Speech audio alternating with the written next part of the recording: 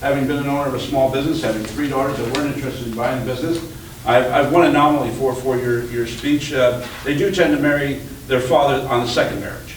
They may not marry the entrepreneur on the first marriage, but they do tend to marry the father on the second marriage. So, Gina, if we can just begin with you as an outsider, and the question that we presented was that as an outsider and part of the family business practice, what is the change in the guard? What happens as it becomes more obvious? And what do you do for yourself? And then Patrick, I'm going to go right to you because you also have the same situation. Gina, let me just start with you. Well, the culture, when the changing of the guard, the culture is affected right off the bat. I mean, the people become very, if it's not transparent on what's happening, and you go through the changing of the guard, it can be a disaster. But if you're open and transparent, and when you walk in and you explain what's going to happen with the changing of the guard and what the end in mind is going to be, you tend to get people on board, and they start seeing the vision, and they start seeing the end result that will benefit. You know, everyone's always about, well, what about I, as an employees and you know, on the team, you know, there's no I in team, but you know, everyone's, oh, okay, well, I'm afraid I may lose my job. I've got this, and this. I've been here 20 years. You know, my heart and soul's into this, and you have to go in and assess what's going on, calm everyone down, let everyone know what your plan is going to be, and have everyone part of the plan, and then it should work in the right direction with the end in mind. But if you don't do that, then it becomes confrontational. Yeah, I think you have to have that future vision in mind. That's what you're telling us, and that was one point that Drew brought out, was the transparency of the plan. Right. Drew, you may just want to add on that before I go to Patrick on transparency of the plan, and especially as it comes to outsiders who are important to the business and its survival. At the end of the day, you know, private enterprise is often about how do we optimize value.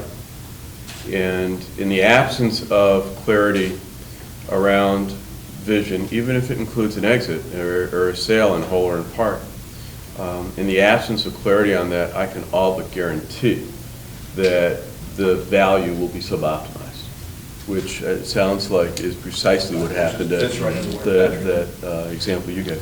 So Patrick, good time to pick up right there.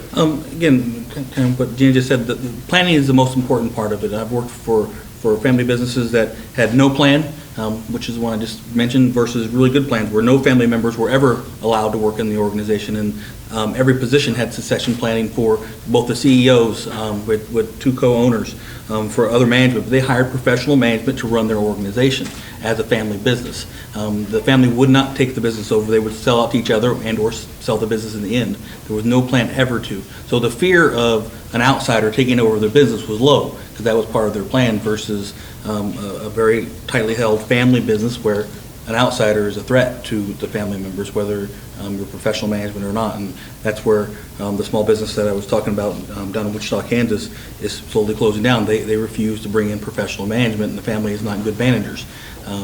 The founder was a very charismatic owner. He could sell anything to anybody, and that's how he grew his business. He grew it out of desperation and did well.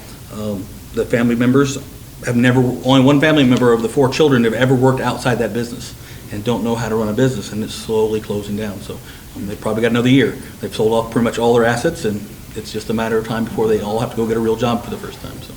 And you want to bring us into the Harvey business at all, while you speak about that?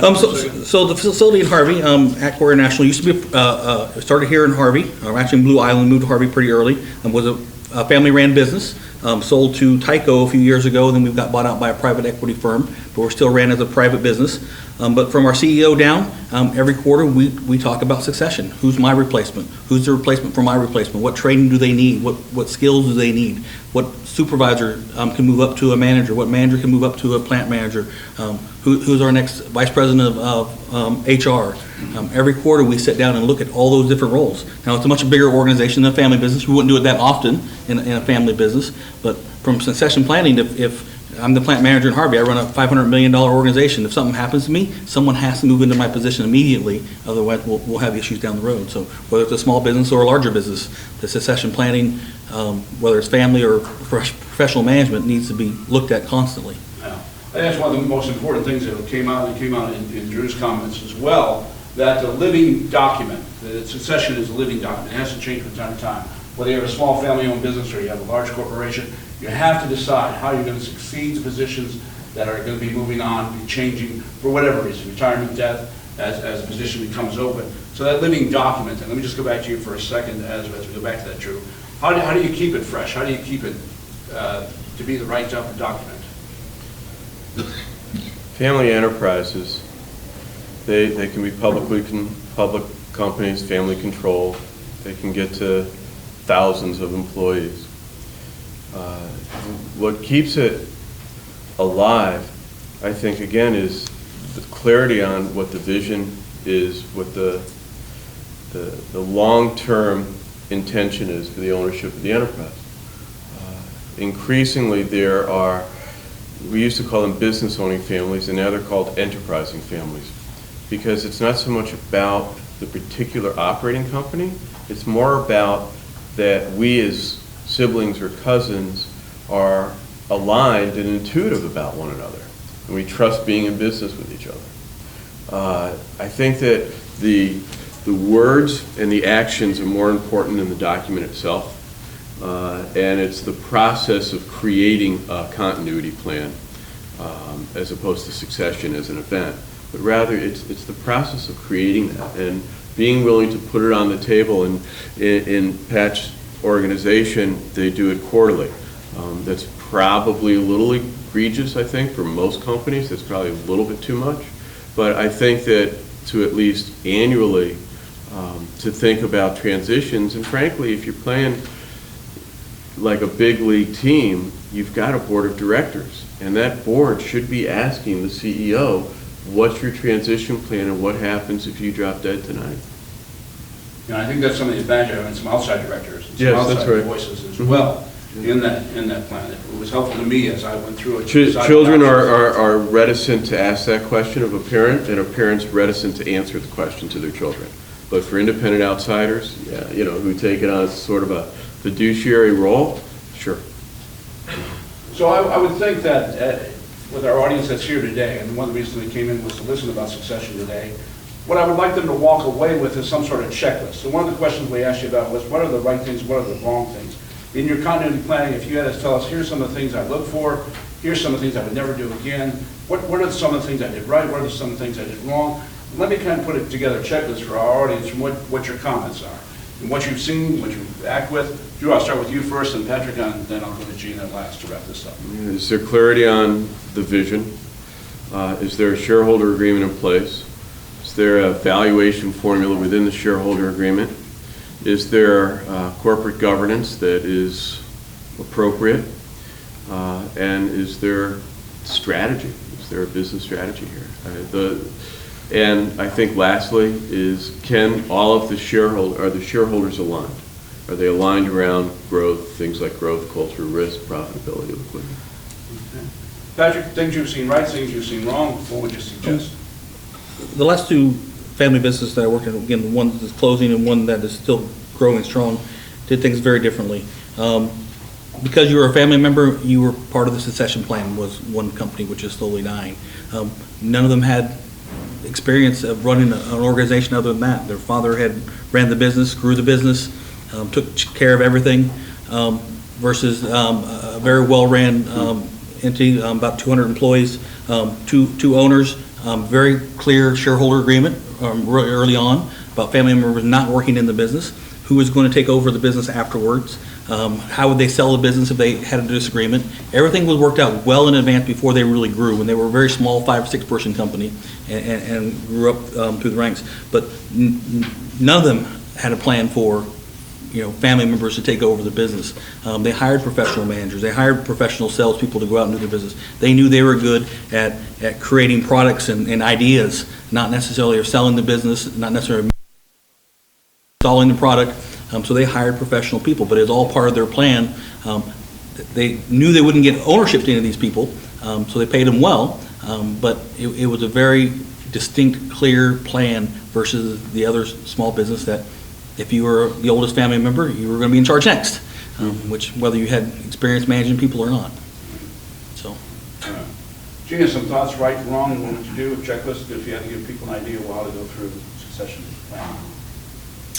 Well, the first thing is know your limits and know your capabilities. If you're, you know, if you're good at making something or providing a service to your customer, that's great. But if you're not, if you haven't dabbled in strategic planning or succession planning or how to align your business with your goals, then you need to bring in outside help to do that. That's definite. And if you don't do that, then you're kind of willy-nillying around and just kind of wasting time, basically, when you can get somebody in there to really give you your points and help you in the right direction. A lot of times, children just assume that they're going to be in the role or taking over the company, and you do have to really have a conversation and sit down and do that hard talk, which a lot of families don't want to do. You know, and they don't have the time to do either, and they're so busy working, you know, in the business on the day-to-day stuff that they don't have time to do the on-the-business stuff. And so I'd say that, you know, you have to set time aside and really focus with whoever's on the board, whoever's, you know, the key people, and really talk about what do you want to do, and that may be bringing in outside people or doing it internally, but setting for time to do that. I could almost push for, you know, making, you know, call it what you want to, transition planning, continuity planning, succession planning, but I could make the argument that it should be a line item in your budget.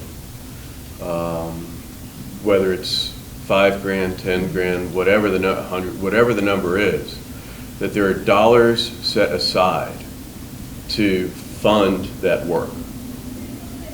And that might go to pay for the meeting room at the hotel. It might go to pay for the geek that's going to come in and facilitate the meetings. It might go to pay for, you know, reviews of documents by your estate, whatever. But that it's an item on your budget. And that at the end of the year, as the year comes to an end, you're looking at how is that money used. Excellent point. Gina, I just want to go back to a point that you made, and I thought that it was well made, that we talked about clarity, and it had to be transparent. So I think there's a difference between just being transparent and having a clear understanding, especially with the succeeding family, succeeding members, whether they be inside or outside, whoever it is. And so how do you make that clear? Because what you need to take away is the vagueness of here's what we think is going to happen, here's how it's going to take away. I know there's legal documents that can help us do that, but there has to be some discussions with the family members that you've had to have that's going to make this clear without breaking the family up.